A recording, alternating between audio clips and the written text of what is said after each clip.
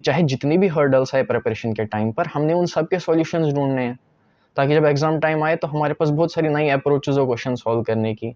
जो भी प्रॉब्लम्स आई थी हमने उन सब के सॉल्यूशंस ढूंढे। Hi everyone, I am Izhan Shabir, currently a first year MBBS student at AIIMS Bhopal. तो यार आज की इस वीडियो में हम बात करेंगे फिजिक्स के बारे में। जनरली स्टूडेंट्स को ये फोबिया रहता है फिजिक्स का। नीट के स्टूडेंट्स को तो कुछ ज़्यादा ही डर रहता है फिजिक्स का as compare to biology and chemistry. आज की वीडियो में हम इसी बारे में बात करेंगे कि फिजिक्स के न्यूमेरिकल्स कैसे सॉल्व करें, कैसे हमारे जो कंसेप्ट्स हैं उन्हें हम यूज़ करके एग्जैक्ट आंसर तक कैसे पहुंच पाए। तो पहले मैं स्टार्टिंग में बताऊंगा इन जनरल हमें फिजिक्स के किसी भी चैप्टर को कैसे टैकल करना है, एंड देन उसके बाद इसी वीडियो में मैं आगे खुद कुछ क्वेश्चन सॉल्व करके बताऊंगा कि हमने कौन सा लॉजिक क्वेश्चन की लैंग्वेज को कैसे समझना है, एंड देन किस लॉजिक से आगे क्वेश्चन में प्रोग्रेस करना है टुवर्ड्स द सॉल्यूशन। स्टार्टिंग में अगर आप कोई भी चैप्टर पढ़ रहे हैं फिजिक्स का, तो पहले तो अच्छे से उस चैप्टर के सारे कंसेप्ट समझ लेने हैं। फिर चाहे आप ऑफलाइन पढ़ रहे हो या ऑनलाइन, तो टीचर सारे कंसेप्ट्स कवर कर देता है उस पर्टिकुलर चैप्टर के, वो आपने अच्छे से समझ लेने हैं कि उस पर्टिकुलर चैप्टर में कौन कौन से कंसेप्ट्स हैं। ये चीज़ जब हो जाए उसके बाद फिर कुछ आपने क्लासेस में सॉल्व एग्जाम्पल्स भी टीचर सॉल्व कराते हैं। एक पर्टिकुलर चैप्टर में कुछ कंसेप्ट जब कवर हुआ तो उसकी कुछ एग्जाम्पल्स इलस्ट्रेशंस होती है, उन्हें आपने सॉल्व करने की कोशिश करनी है या फिर टीचर वो सॉल्व करेगा। तो आपने देखना है कि कैसे सर अप्रोच लगा रहे हैं उस क्वेश्चन को सॉल्व करने की। एंड देन उसके बाद फिर बारी आती है आपकी, जो कि मैक्सिमम रोल आपका ही रहेगा कि आप ये क्वेश्चन पर्टिकुलर क्वेश्चन सॉल्व कैसे करना है। पूरा चैप्टर तो पढ़ लिया, कंसेप्ट समझ लिया, अब उसके बहुत सारे न्यूमेरिकल्स है वो सॉल्व कैसे करने हैं। तो first you have to start with easy questions. जैसे किसी के पास अगर किसी कोचिंग के मॉड्यूल्स हैं तो उनमें लेवल 1 लेवल 2 रहता है ऐसे, तो अपने लेवल 1 से स्टार्ट करना है। जो इजी क्वेश्चंस है उन्हें सॉल्व करने की कोशिश करनी है। अगर सॉल्व हो रहे हैं तो ठीक, अगर नहीं तो बुक में कुछ सॉल्व एग्जांपल्स दिए होते हैं, उन सॉल्व एग्जांपल्स को देखो कि क्वेश्चन जो दिया था उसे कैसे सॉल्व किया है उस सॉल्यूशन के अंदर, उसको देख के थोड़ी अप्रोच बिल्ड करो, एंड देन वापस उस लेवल 1 पे जाओ, खुद से क्वेश्चन सॉल्व करने की प्रैक्टिस करो। अब जो क्वेश्चंस ठीक हो रहे हैं तो वेल एंड गुड, और अगर कोई क्वेश्चन गलत हो रहा है तो उसे क्या छोड़ देंगे? नहीं, उस क्वेश्चन को छोड़ना नहीं है, क्योंकि वही क्वेश्चन है जो आपको एक नई चीज सिखाएगा। जो क्वेश्चन आपने सही किया उससे तो आप नया नहीं सीखे, कुछ वो आपको आता था। अब जो क्वेश्चन गलत हुआ है उससे हमें सीखना है। यहाँ पर जनरली दो टाइप के स्टूडेंट्स होते हैं।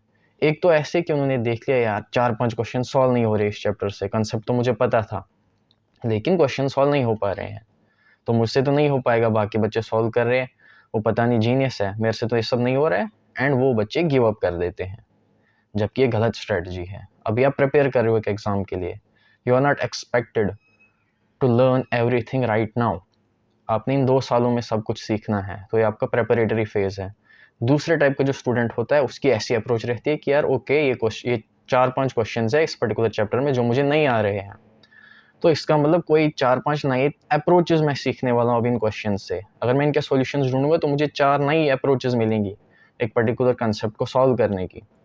तो इस तरीके का स्टूडेंट हमने बनना है कि चाहे जितनी भी हर्डल्स आए प्रिपरेशन के टाइम पर, हमने उन सब के सॉल्यूशंस ढूंढने हैं ताकि जब एग्जाम टाइम आए तो हमारे पास बहुत सारी नई अप्रोचेस हो क्वेश्चन सॉल्व करने की। जो भी प्रॉब्लम्स आई थी हमने उन सब के सॉल्यूशंस ढूंढे इन 2 सालों में। तो ये जब हो जाए लेवल 1 के प्रॉब्लम्स आपने सॉल्व कर लिया, ऐसे आप लेवल 2 पे आएंगे, and ultimately you have to solve the previous year questions.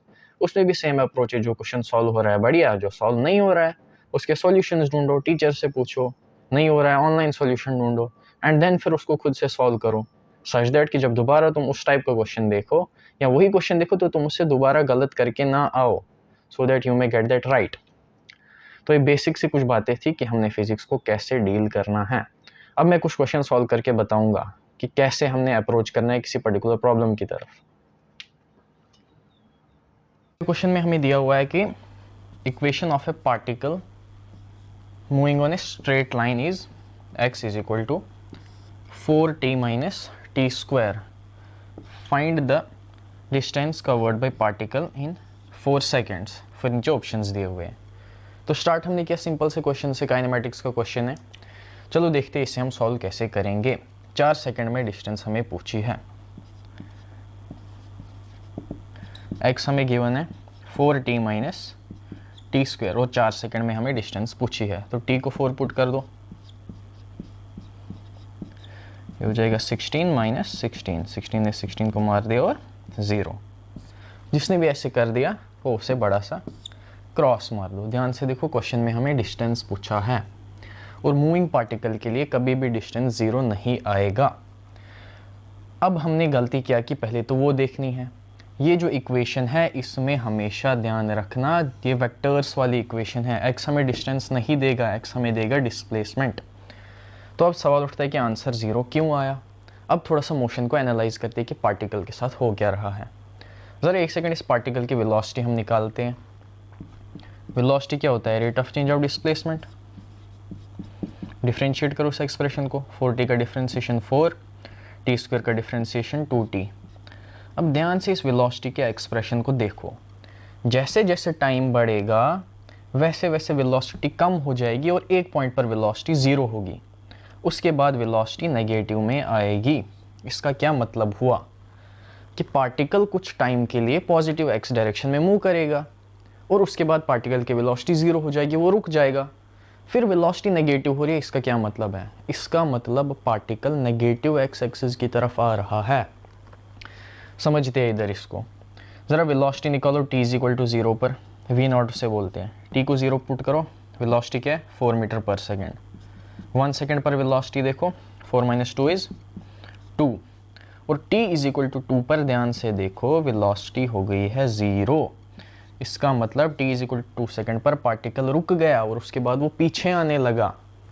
अगर हम कुछ ऐसा ड्रा करें, ये अगर हमारा ओरिजिन है तो पार्टिकल कुछ ऐसे चला, एक पॉइंट तक वो पहुंचा और उसके बाद पार्टिकल वापस आया, सच दैट 4 सेकंड में पार्टिकल वहीं पहुंच गया जहां से पार्टिकल शुरू हुआ था। तभी तो हमें x = 0 आया। डिस्प्लेसमेंट 0 का क्या मतलब है कि जहां से चले थे वहीं पहुंच गए। 4 सेकंड में पार्टिकल यहीं पहुंचा है। तो अब डिस्टेंस कैसे निकालेंगे? एक तरीका तो ये है कि पहले हम ढूंढे कि किस टाइम पर पार्टिकल की वेलोसिटी 0 हुई, क्योंकि वही वो टाइम है जब पार्टिकल रिवर्स डायरेक्शन में आने लगा। अगर हमें ये टाइम पता चला तो इससे क्या होगा?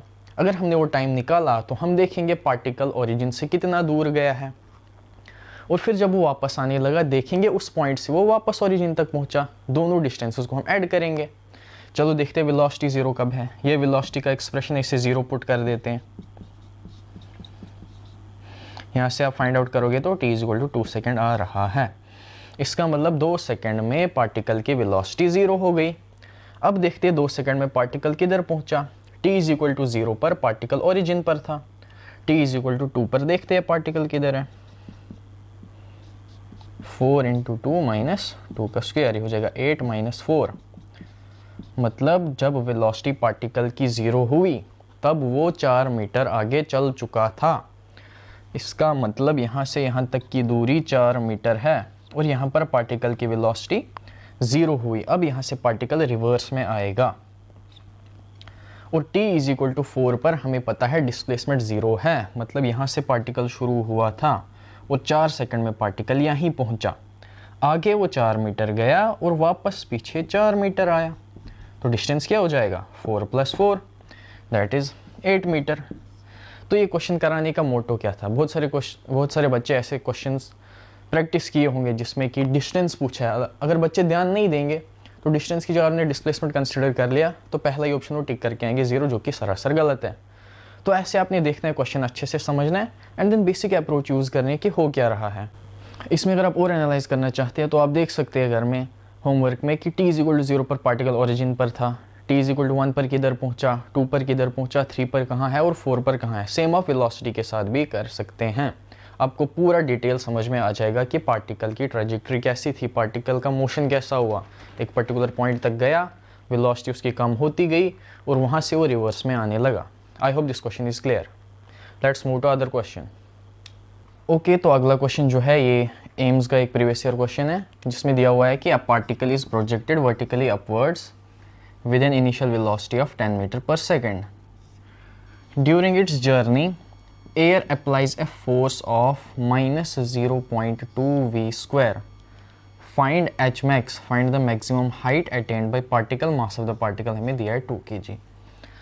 अब यहाँ पर समझने वाली बात यह है कि इन जनरल आपने जो क्वेश्चन सॉल्व किए होंगे काइनेमैटिक्स में, हर क्वेश्चन में दिया होगा कि एयर रेजिस्टेंस को नेग्लेक्ट कर लो, लेकिन यहाँ पर एयर रेजिस्टेंस को नेग्लेक्ट नहीं किया है।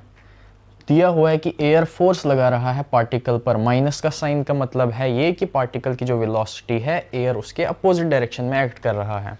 पार्टिकल जब ऊपर जा रहा है तो जो एयर ने फोर्स लगाई वो नीचे लगाई, और जब पार्टिकल नीचे आएगा एयर की वजह से फोर्स ऊपर लगेगी, एंड वो वेलोसिटी के साथ चेंज होगी। जितना पार्टिकल तेज जाएगा उसके स्क्वायर के हिसाब से उसके स्क्वायर के हिसाब से जो एयर फोर्स लगा रहा है वो वेरी करेगी। तो इस केस में एच मैक्स हम डायरेक्टली यूज़ किया 0.2g से नहीं लगा सकते हैं। वो फार्मूला तब वैलिड था जब एक्सेलरेशन कांस्टेंट थी। वो सब फार्मूले ही, वो तीनों इक्वेशंस ऑफ मोशन तब लगा सकते हैं जब एक्सेलरेशन कांस्टेंट होती है।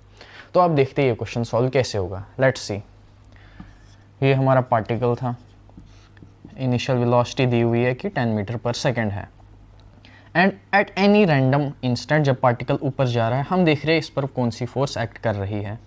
एक तो इस पर नीचे mg लग रहा होगा, और साथ ही साथ एयर की वजह से नीचे फोर्स लग रही है, दैट इज -0.2 v²।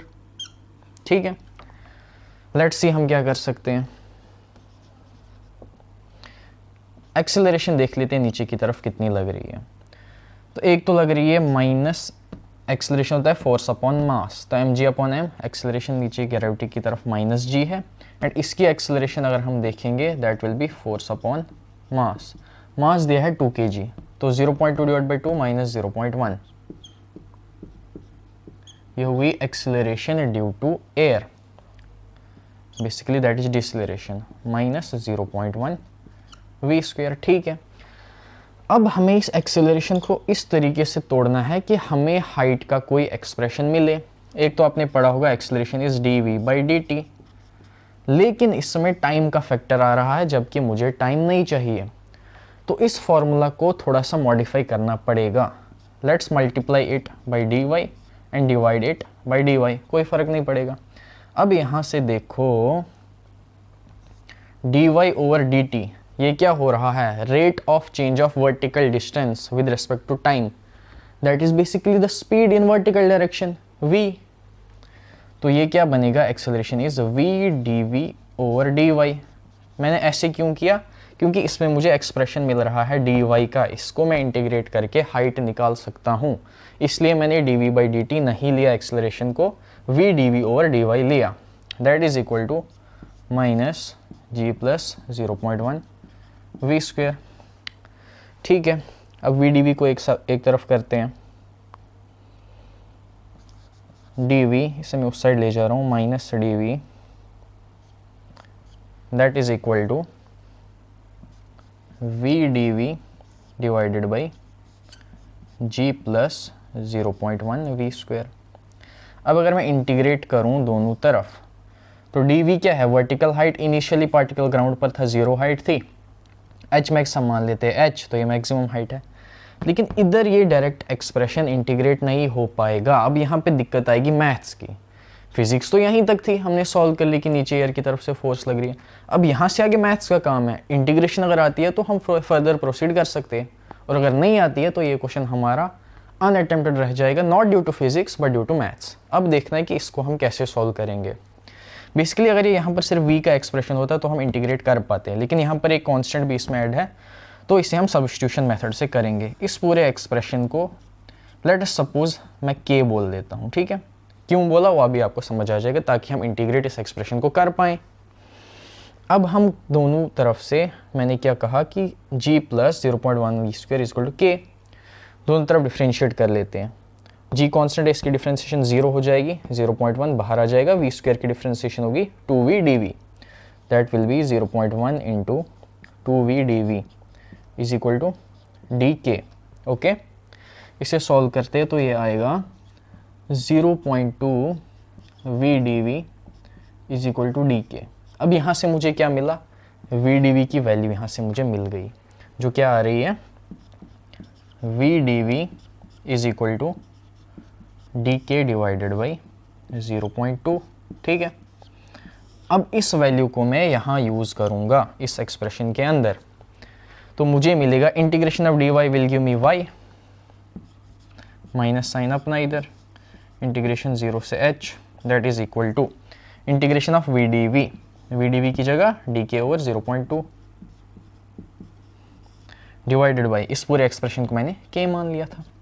बहुत बढ़िया, इसे आप सॉल्व करोगे तो ये आ जाएगा 1 divided by 0.2 integration of dk over k।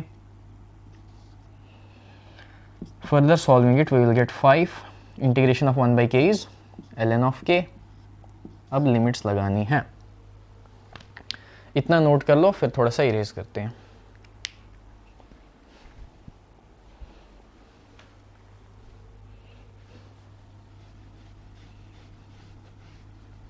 अब फर्दर प्रोसीड करते हैं, तो इधर क्या हो जाएगा, लिमिट्स डाल के माइनस एच आ जाएगा।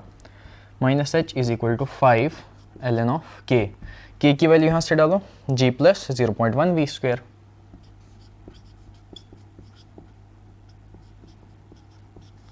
और लिमिट्स क्या है, इनिशियल वेलोसिटी थी हमारे पास 10, और जब हाइट मैक्सिमम हो जाएगी तो वेलोसिटी विल बी 0। तो इसे सॉल्व करते हैं। 5 ln g plus 0.1 v square, ठीक है, minus ln of g plus 0.1। अब v की जगह क्या हम डालेंगे,